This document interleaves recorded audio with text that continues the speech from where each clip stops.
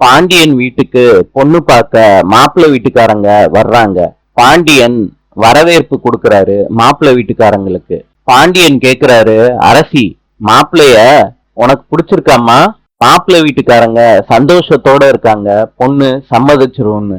மாப்பிள்ளையோட அம்மா சொல்றாங்க, பொண்ணு பார்த்த கையோட கட்டை மாத்திக்கலாம்ல, தம்பி துபாய்க்கு வேற போறான், அதுக்குள்ள கல்யாணம் பண்ணி அனுப்பி வச்சிடலான்னு பாக்குறோம். கல்யாண தேதி கூட நாங்க குறிச்சிட்டோமே, எல்லாருக்கும் கல்யாணத்துல விருப்பம் தானே?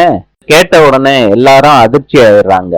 பாண்டியன் சொல்றாரு, எல்லாருக்கும் கல்யாணத்துல விருப்பம்தான், கட்டை மாத்திக்கலாமான்னு பாண்டியன் கேக்குறாரு. அவங்களும் தட்டை மாத்திக்கலான்னு சொல்றாங்க.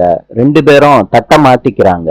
இத பார்த்து அரசி அதிர்ச்சி அடைகிறாங்க. சுகன்யா எப்படி இந்த கல்யாணத்தை நிறுத்துறதுன்னு யோசிக்க ஆரம்பிக்கிறாங்க. நாளை சந்திப்போம்.